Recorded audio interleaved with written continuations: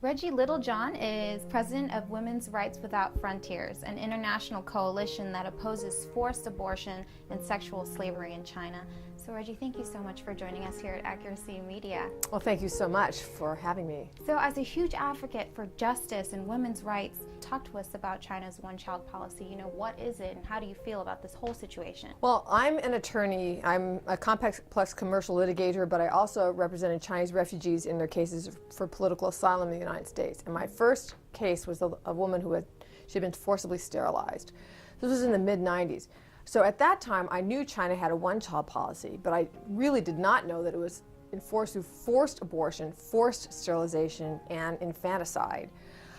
So this is something that I think people in the West need to know, that the Chinese Communist Party reports that they have about 13 million abortions a year, which comes out to about 35,000 a day, which is almost 1,500 an hour. No one knows what percentage of these are forced, but we know that some of them are forced. A good portion of them are forced. The baby, at 9 months. 9 months. See, this happens all the way up to the 9th month of pregnancy. How does that process work? Well, the way it's supposed to work, and by the way, I've got a document on my website called Best Practices Infanticide. And it's a document that was leaked out of China. It's Chinese obstetricians and gynecologists discussing how best to kill babies who are being born during these induced labor forced abortions up to the 9th month. And according to that document, what they try to do is they try to inject the infant's head with alcohol to kill it before it's born. So that's what they try to do, but if you miss, you can end up with a situation like what happened to this woman a month ago, where the baby's born alive and the baby was crying and they just dumped it into a bucket and drowned it. So there's a photograph now of this baby floating in a bucket. What are the consequences should they happen to refuse an abortion? Are they even allowed to do that? Are they allowed to refuse an abortion? What happens if you refuse an abortion by, for example, running away, is that they can detain your family. And we have cases where a woman's husband, her parents, his parents, her aunts and uncles, nieces and nephews, grandparents, everyone, the entire extended family can end up getting detained and tortured and fined until she will finally give herself up for an abortion, and they would call that an elective abortion. There's a story of a woman named Wu Jian. She was pregnant without a birth permit. She went into hiding. She was hiding in this little shack in the middle of nowhere with no running water, no electricity, just trying to save her baby. And then her husband would drop off food every week. Then a neighbor came to her and said to her, Wu Jian, I want you to know that your father-in-law is getting beaten every day and he's going to die if you do not give yourself up for an abortion. So there she was, caught between the life of her child and the life of her father-in-law. And while she was struggling with this horrific issue, she was discovered. And the family planning police grabbed her, forced her into a van, took her to a place where there were dozens of women, all of whom were having forced abortions, some of whom were lying on the ground, writhing in pain. They injected her to kill her baby, and they took her into this operating room where she saw handprints of blood on the wall, and they basically dismembered her baby piece by piece with her lying there, feeling like she was in the lowest pit of hell. Right, yeah, she was fully awake, no anesthesia, and then the nurse took a foot with the tweezers and showed her the foot, the little dismembered foot. And she says she'll never forget that foot. So she called her congressional testimony, "My Little Foot, My Lifelong Pain." And I would just say to anyone, go read that testimony if you want to know what forced abortion in China is like. That is the best account that I know of. Now, why don't we switch gears and talk about gendercide? What is the relationship between gendercide and the one-child policy in Asia? Well, you can see the impact of the one-child policy on gendercide by comparing India with China. Yes. Both of those countries have a son preference, and there's gendercide in India as well. The birth rate in India, on average, is 112 boys born for every 100 girls born.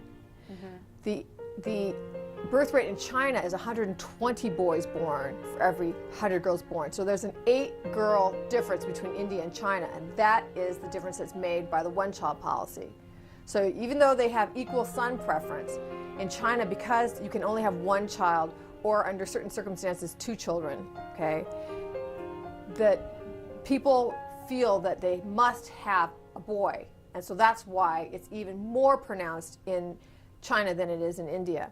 So they have on average 120 boys born for every 100 girls born. And what that means is that there are now about 37 million more men living in China than women.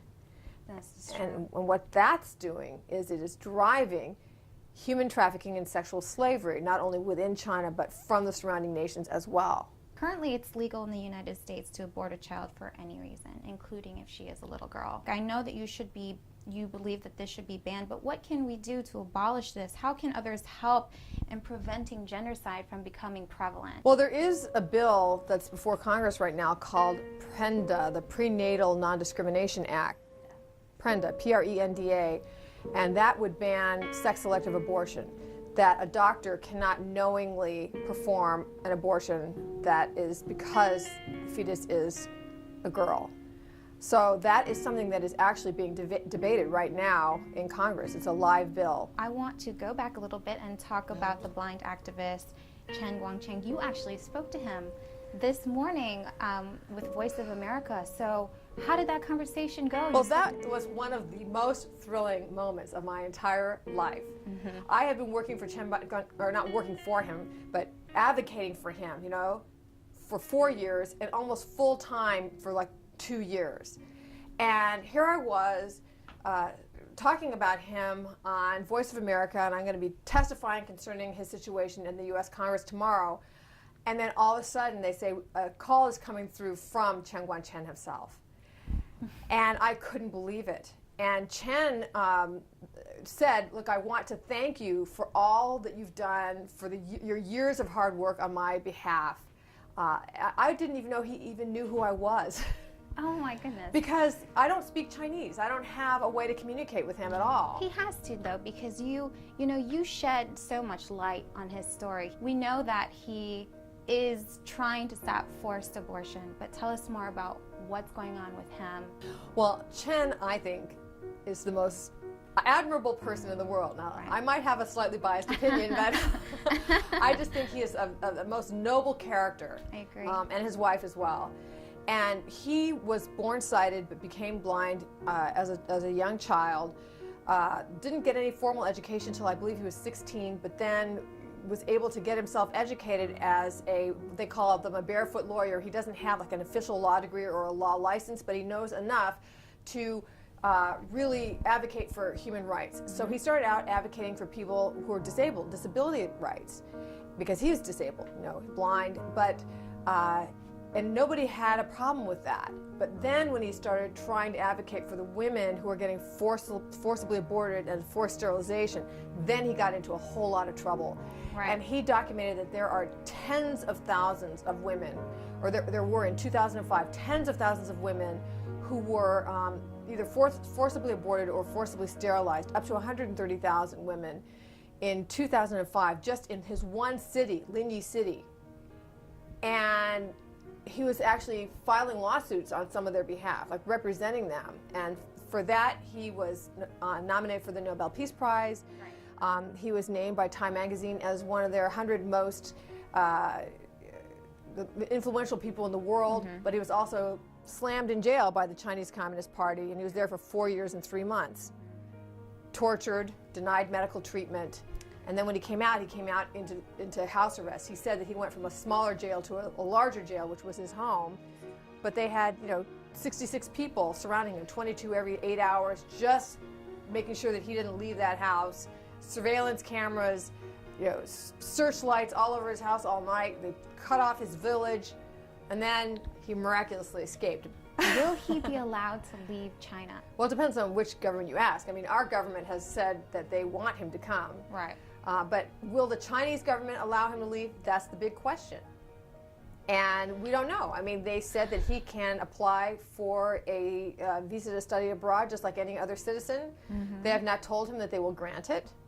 And as of this morning, no one has come in to help him with any application. So I understand that he does not have a passport right now, and he has not been asked to sign any documents to get a passport. No one has come in to take a passport photo.